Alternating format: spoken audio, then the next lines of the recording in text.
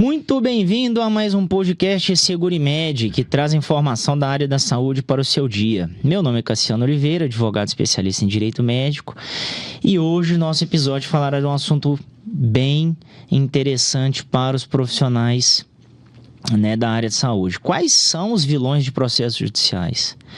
Éticos, criminal e como isso pode abalar, a carreira do profissional da área da saúde, Então, a gente pode aí, pessoal, fazer algumas ponderações, que nós iremos discutir sobre os médicos recém-formados, aquele médico com excesso de confiança, a relação médico-paciente, hospitais desestruturados, falhas de atendimento, falta de motivação que acarreta desatualização ali e evolução do médico, E após isso, nós iremos falar, de como isso pode abalar a carreira do médico.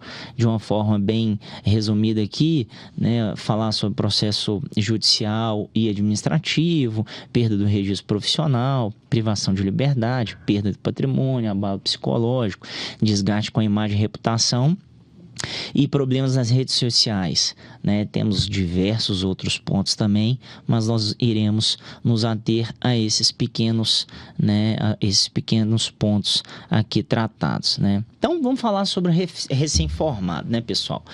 É muito interessante, a gente entender qual que é o cenário hoje das escolas de medicina no nosso país. A gente sabe que tem crescido e o Brasil hoje, ele tem mais escolas de medicina do que no mundo inteiro. E aí eu te pergunto, será que isso vai dar bom para o profissional ou para os pacientes, futuramente?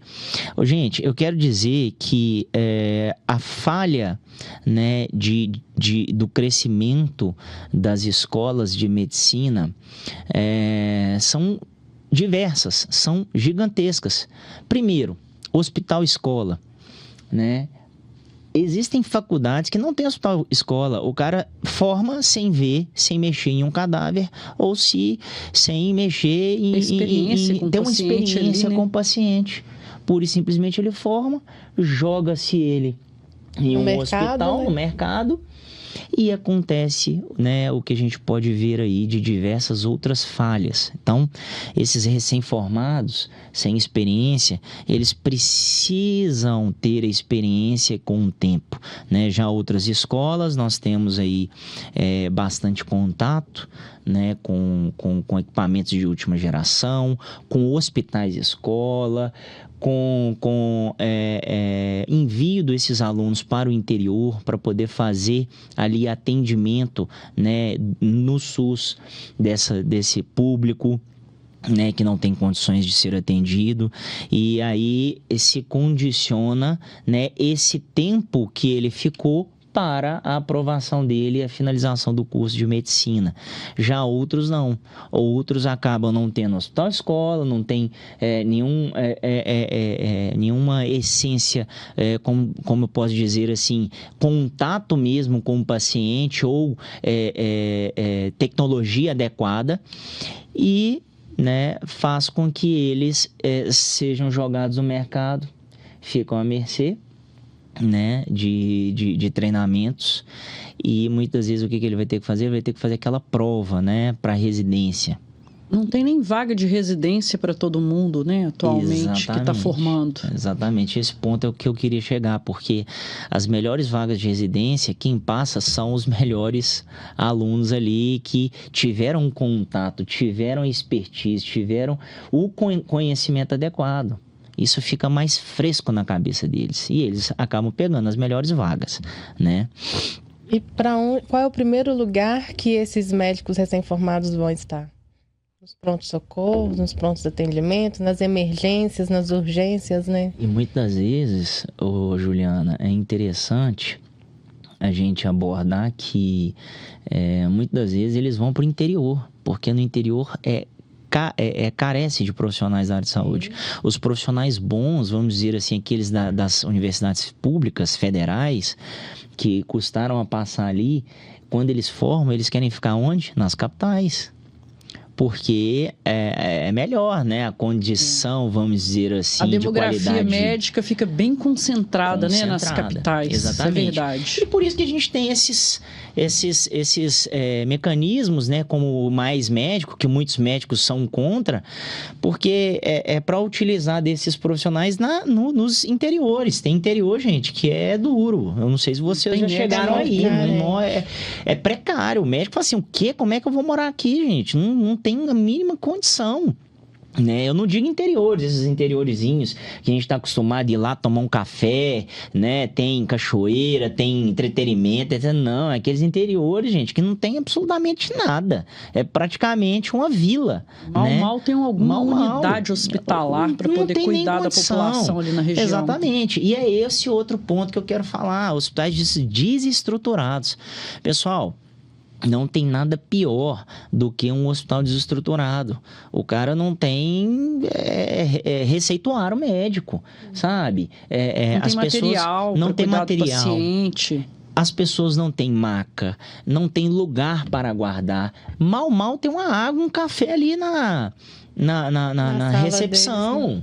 Entende? Então, assim, o médico, muitas vezes, ele tem que levar o seu próprio material, eu digo, o papel higiênico, para ele poder fazer suas necessidades, né? Eu tô rindo aqui, mas é um negócio grave, é sério, sabe? E isso traz o quê? Um estresse muito grande para o médico. Trazendo estresse, o que vai acontecer? Ele vai gerar problema com o paciente. E o paciente vai acabar processando o médico e a unidade de saúde, sabe? Então, uma coisa vai levando a outra, né? Essa relação médico-paciente, sabe, pessoal, ela tem que ser a melhor possível, mas como ter uma relação médico-paciente, tá, pessoal? Sendo que você não tem mecanismos precários, você tem mecanismos precários na saúde pública, nos hospitais públicos. Você trabalha com estresse, com fadiga, com pressão o tempo todo, porque as pessoas estão ali fazendo filas e filas de atendimento, gritando, muitas vezes brigando. Você tem que chamar polícia para poder intervir, né? Porque quando a pessoa chega com o filho nos braços, né, adoentado, sofrendo, a mãe ou o pai, eu já vi casos de um cara estourar no bicudo, né? Desculpa falar isso, mas a porta do médico, pro cara, né, pro filho dele ser atendido. E mal a gente tem o quê? Uma segurança ali naquele hospital, né? Como é que o médico vai trabalhar dessa forma? Como é que ele vai ter uma relação médico-paciente? Esse cara tem que ser santo. Né? Ele tem que ser santo. Infelizmente, o Brasil ele é muito carente ainda, né? De espaço, de tecnologia, de tudo. Tem muitos lugares que não tem nada mesmo. E os médicos, geralmente, é muito difícil ter médico querendo ir para esses interiores. Exatamente. E eu digo mais, os hospitais bons, né, eles também estão sobrecarregados por causa da massificação dos planos de saúde. As pessoas não confiam no plano SUS, eles acabam contratando o plano de saúde que tem diversos, né, aí tem cooperativas e outros, e aí quando você vai fazer um atendimento, você fica na fila 2h30. Alguém já passou por isso? Eu já passei. Infelizmente. Sabe, quase morrendo lá e tal. A mulher chega e fala, não, a sua senha é verde. Minha filha do céu, tô morrendo aqui, tô passando mal. Não sei quanto de febre, diarreia e etc. E aí? Isso porque você paga um plano de saúde e você vai em hospitais top. Exatamente. E você tem esse tipo de atendimento. Quando o médico te atende, você já fica maluco. Você já fica nervoso. Estressado quando está na frente do profissional da saúde e acaba descarregando isso contra ele. E aí, consequentemente, a chance de virar um processo contra esse profissional que não tem nada a ver com a falta de estrutura do ambiente que ele trabalha. É como eu disse, sabe, pessoal? Uma coisa vai levando a outra, né? E aí, o médico, muitas das vezes, ele começa a ficar intrigado, falando, meu Deus, o que eu tô fazendo nessa profissão? Aí ele vai sendo desestimulado. Né? Depois, com essa desestimulação, ele não faz a atualização e a evolução na sua carreira. Porque ele tá de saco cheio já, sabe? Os pacientes grosseiros, falta de estrutura, são fatores externos, internos, né? E um ponto que eu acho muito interessante, que dá muita interferência e muitos problemas, é o trato com o colega, né? O que eu quero dizer? Eu quero contar um caso aqui, onde no hospital, né, até famoso de Belo Horizonte, um médico bastante respeitado, né, até respeitado demais, ele foi fazer a cirurgia, né, uma determinada cirurgia, cirurgião geral e tal. Ali eles têm equipes. Normalmente, quando a gente vai no hospital, né, esses hospitais mais bacanas, né, mais tops, eles têm o que? Procedimentos operacionais, cirurgia, tem todo um checklist antes da cirurgia, tudo documentado, ISO 9001 e todo tipo de certificação nacional e internacional que você pode imaginar. Pura e simplesmente a profissional de saúde, a enfermeira, ela chegou na hora de fazer a determinada cirurgia e falou com aquele médico que ele estava fazendo tal coisa errado. Fora do padrão, né? Fora do padrão. O médico olhou assim e falou, quem que é essa menina para falar alguma coisa comigo? Né? Eu sou doutor fulano de tal, etc. Todo mundo tem medo dele. Então, ninguém quer passar, né, pela autoridade com ele, né? Ninguém quer passar pela autoridade e embate daquele profissional, daquele médico, né, bastante famoso, etc. E resumindo, né, deu ruim, porque a menina estava certa pelos procedimentos operacionais, porque protocolo determinado pelo hospital, ela que seguia, ela que fazia, porque médico não faz isso. Se vocês forem ver, quem faz mais gestão de risco protocolar dos hospitais são os enfermeiros. E aí o médico tá, desculpa falar, mas cagando pra enfermeiro querer mandar nele, vamos dizer assim. Não deu outra, gente, deu problema, né? Deu ruim.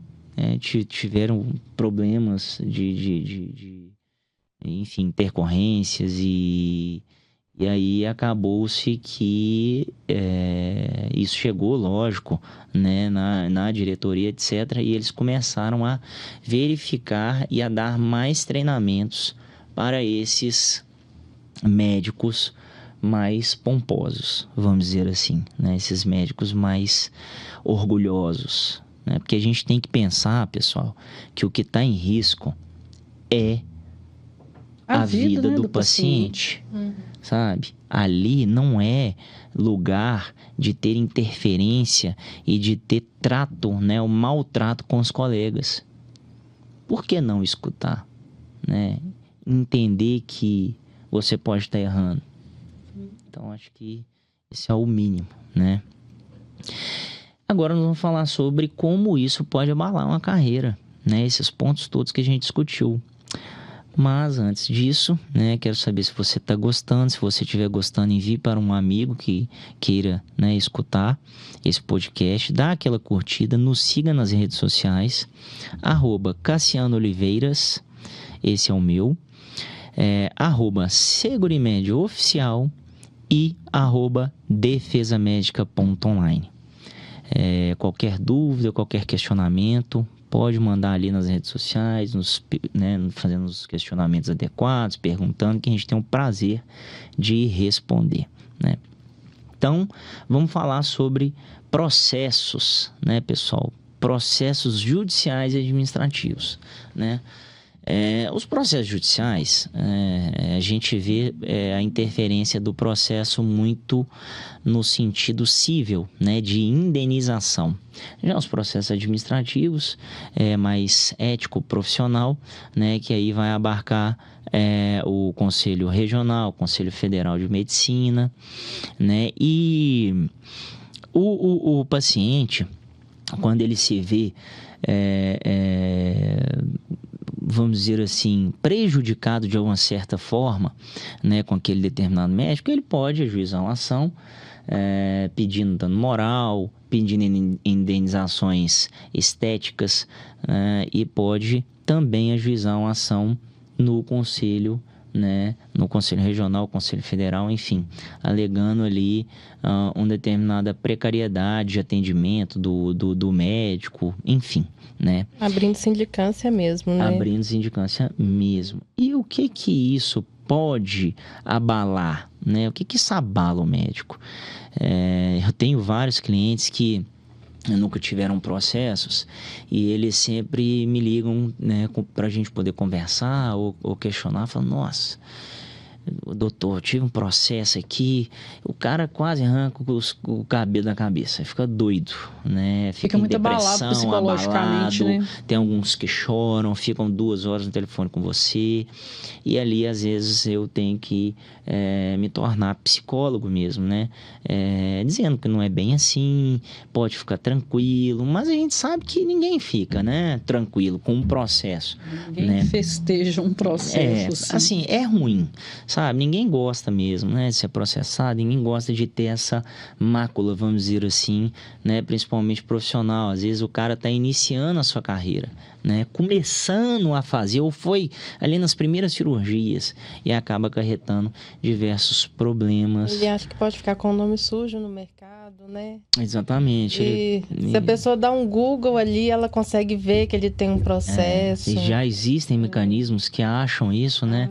E mostram o nome do médico, né? Outro dia eu até vi uma entrevista da menina. Na verdade, não é uma entrevista, foi um vídeo que ela fez. Ela é blogueira e tal, né? Falando que ela queria fazer uma cirurgia plástica. Que ela fez justamente isso. Ela deu um Google, procurou o nome do médico para ver se ele tinha processo. Ela viu que não tinha. Que aí ela foi, verificou o processo administrativo. Eu falei, poxa, essa tá bem inteirada, porque nem eu que sou advogado faço isso. Eu nem consulto. Ou seja, tudo na internet. Tá tudo na palma da sua mão. Os pacientes estão mais, vamos dizer assim, interessados em saber no Reclame Aqui, né, nessas ferramentas tecnológicas que, como você disse, né, Ju, deu um Google e pura e simplesmente achou o nome do médico. Isso pode, né, abalar e realmente fica um muito pouco preocupado chato. com isso. E muitas vezes o paciente vai até perguntar, mas houve um processo aqui e tal, ali naquelas consultas, né, pré-operatórias, né, e aí o médico fica, não, calma, tentando se explicar. Desconcertado ali, né? Tem que justificar isso, né? Tem que se justificar realmente... em relação a isso, deve ser um pouco constrangedor, enfim. Mas, né, ser processado, pessoal, todo mundo pode ser. Né? Agora, provar se estava certo ou não já é outros 500, né? Graças a Deus nós temos aí bastante processos favoráveis, né, contra os médicos. Então a gente tem bastante sucesso nisso. Realmente, só alguns casos que não tem jeito mesmo, porque quando o erro é notório, né, a situação... Existem questões ali que fogem, né, até da questão profissional, mas é mais estrutural, né? Fazendo a cirurgia, acaba a luz, não tem gerador, gera um problema ali, enfim... São suscetíveis a tudo, né? Exatamente, a gente não sabe, né, o futuro, ninguém sabe. Então, o que é importante é fazer gestão de risco, é entender, né, o que pode acontecer, né, nas piores das hipóteses e estar precavido, né? Então, um outro ponto muito importante é a perda, né, a perda do registro profissional. né? Tem muito médico que já chegou para mim e falou assim: nossa, Cassiano, cara, posso ser processado civilmente, sabe? Mas, cara, quando eu tenho um processo administrativo, eu fico doido, porque eu não sei o que isso pode acarretar, né? E a gente sabe que ele pode ter a cassação. Uma cassação, né? Exatamente. E aí eu te pergunto, você investiu não sei quantos anos da sua vida, né, ali para poder, né, trabalhar com medicina, fazer aquilo que você gosta, que você tem, né, aquele carinho, tem toda uma, né, e pura e simplesmente você investimento de tempo e financeiro. Exatamente. Tempo e financeiro. E aí o cara simplesmente é cassado, o seu CRM é apreendido, vamos dizer assim. E aí? O que você vai fazer? O que o médico vai fazer? Não tem o que fazer. Acabou a carreira. Acabou a carreira, ele vai ter que fazer outra coisa, sabe? Ele vai ter que fazer outra coisa. Então, muitas vezes, o médico, não só na perda do seu registro, né? Que outro ponto que eu quero acrescentar aqui é a privação da liberdade. Né? Pode ter. Você terminar preso, né? Sendo ali processado, transitou em julgado e ser preso, né, por aquele ato que você cometeu. Isso traz um abalo muito grande para o médico. E eu digo o seguinte, não precisa nem ser preso, não. Só quando chega o processo criminal, aí vem mais ainda. Se a gente que é advogado recebe isso do médico, a gente já gela a espinha inteira, imagina o médico que recebeu. O próprio acusado, né? Eu digo, não é bom. É um susto muito grande, porque isso acaba acarretando até problemas familiares. Que muitas vezes o médico falou ali para sua esposa, a esposa não tem um controle emocional muito bom, acaba levando isso para dentro de casa, os filhos começam até a ser impactados com isso, mesmo não sabendo dos casos, por causa ali às vezes de um desânimo do médico, né, do pai, uma depressão, né? É um abalo psicológico geral. Muito grande. Muito grande. E aí eu te pergunto, né? Será que não vale a pena esses médicos, esses profissionais da área de saúde começarem a entender a importância, né, de se ter um seguro de responsabilidade civil? Para fazer essa gestão completa desse risco. Né? Exatamente. Porque você fica um pouco mais tranquilo. Por exemplo, eu como trabalho, né, para algumas empresas, né, de responsabilidade civil, enfim, e aí vem o processo, eu faço todo atendimento, né, isso já tem uma como é que eu posso dizer, uma pegada um pouco mais profissional, porque a gente trata isso o tempo todo, a gente sabe como, né, conversar, saber como agir.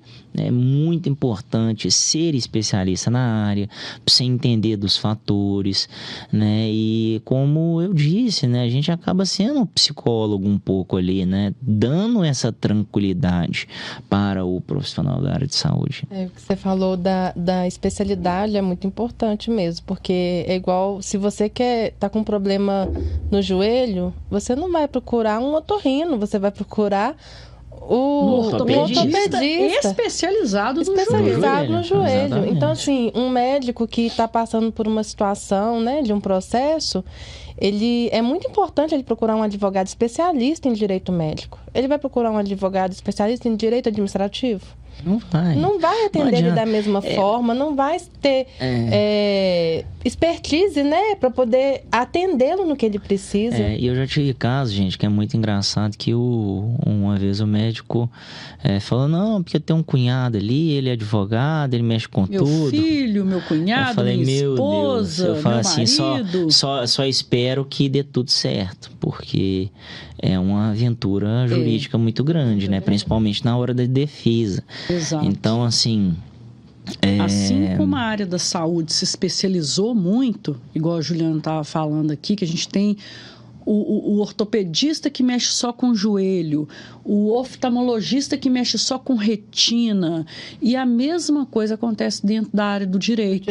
Um excelente advogado tributário não está necessariamente preparado para garantir uma boa defesa, uma defesa eficiente para o profissional da saúde. A gente não tem vara da saúde. Já tem pouco profissional especializado no direito da saúde. Então, o ideal é ter acesso a esse tipo de profissional, igual o caso do Cassiano, que é especializado no direito da saúde, porque é isso que vai trazer para o juiz a luz da informação correta. Porque a gente tem ali também, naquele momento, um juiz que é mais paciente do que médico. Né? Exatamente. Não sei, 7 bilhões de pessoas, a gente tem juiz que é médico também? Tem, existe, mas no Brasil acho que tem bem pouco. Não vai ser todo juiz que tem esse nível de especialidade, eu né? desconheço juiz que é médico, viu? No Brasil, pelo menos, né? Eu não faço, eu não tenho esse conhecimento. Mas olha que interessante, né? Depois desse desgaste todo, desse tipo de desgaste todo que o médico tem, ele ainda tem mais um que hoje está na mão das pessoas. Alguém sabe o que é? Patrimônio? O patrimônio dele, né? Não, patrimônio. Isso aí é ok. Eu tô falando nas redes sociais. Redes sociais. Tá na palma da sua palma da mão. O que acontece? A pessoa tá insatisfeita. O que ela vai fazer? Abrir a boca começar a no trombone. difamar o profissional. Difamar o profissional. Então, assim, a reputação do profissional já não basta ele ter problema ali já com a família, o processo, etc. Ele ainda coloca isso e difama o profissional e faz com que ele perca a sua reputação ali de anos e anos e anos. Basta errar uma vez. Te pergunto, e se você tiver meios de se fazer uma gestão, né? Principalmente uma gestão com profissionais adequados disso, das redes sociais, né? Gestão de risco, né? Voltado para mídias. Existem seguros que trabalham com isso. Então, você teve uma reclamação, alguma coisa, o médico traz tudo, envia isso para a seguradora vai lá, pega, resolve o problema. Vai tratar pontualmente essa questão da crise da imagem. Crise de imagem, exatamente. Então, assim, será que vale a pena? Né? Então, são coisas que muitos médicos acabam pagando para ver, né? Eu já ouvi casos de paciente, aqui em Minas, teve um caso de falecimento de um paciente durante uma cirurgia plástica. E eu ouvi relato, fazendo essa gestão aí de risco dentro das clínicas e hospitais. Na ocasião, a gente teve vários pacientes cancelando cirurgia. Não era nem com aquele médico, apenas aconteceu na mesma clínica o caso. E uma sequência de pacientes cancelando cirurgia por causa de crise de imagem. Por isso que é bom ter a gestão de crise. Isso aconteceu com uma cliente minha no final de semana. A cliente mandou, na verdade, um cliente. Esse foi um médico, ele ia fazer cirurgia em determinado hospital. Quando ele chegou lá, o hospital estava fechado. Eles não avisaram nada, etc. A paciente foi lá e pregou nele uma advertência, um sermão, enfim. E ele foi e teve um probleminha nas redes sociais lá dos jornais da região, né? E isso é tão engraçado que quando um posta, o outro leu pega, estimula e faz. Também. Então foram 3 jornais diferentes. Eu mandei tudo no final de semana. Na segunda-feira eu já não tinha nenhuma postagem. Eles excluíram na hora. Porque eu fui acionado no final de semana, fiz o meu trabalho e eles excluíram tudo e pediram perdão por isso e tal. E aí ele, lógico, o médico ficou super satisfeito, né? Agora, tem casos que demoram mais. Quando a gente Na verdade, tem alguns casos que são mais complexos na hora de tirar, né? A ampliação dessa crise, eu entendo que ela é bem exponencial, né? Porque a cada clique está alcançando quantas pessoas, né? Essa propagação. Então, quanto mais rápido esse profissional da saúde procurar um especialista, a pessoa ali para fazer a gestão dessa crise, mais rápido a tendência é que mais rápido ela seja contida, né? Até porque a questão do problema em si, ele é amplamente divulgado, né? Então, e quando descobre que aquele problema não existiu, que aquilo não aconteceu, que o profissional não estava errado, vai ver a divulgação, ela é mínima. Ele não tem o mesmo espaço e amplitude para poder propagar que ele não tinha culpa sobre aquele caso. Mas aí a imagem dele já está detonada. É bem complicado. É isso, pessoal. Então, quero agradecer, né, a Juliana Souza, Isabela Fernandes pelas suas ponderações. Esse foi mais um episódio do podcast Segurimed, Gestão de Risco Profissional, um canal, né, para saber tudo sobre a área de saúde. Não deixe de nos seguir, compartilhar e dar seu like. E querendo saber mais sobre o assunto, entre no link, está logo abaixo, ou no link da biografia do nosso canal. Um forte abraço, até o próximo episódio, que falaremos sobre as responsabilidades médicas perante os conselhos, né? Nós falaremos também, né, sobre Código Civil, Código Penal, um pouco mais abrangente assim, né? Vamos dizer assim. Obrigado a todos, um forte abraço, fique com Deus. Tchau, até a próxima. Uhum.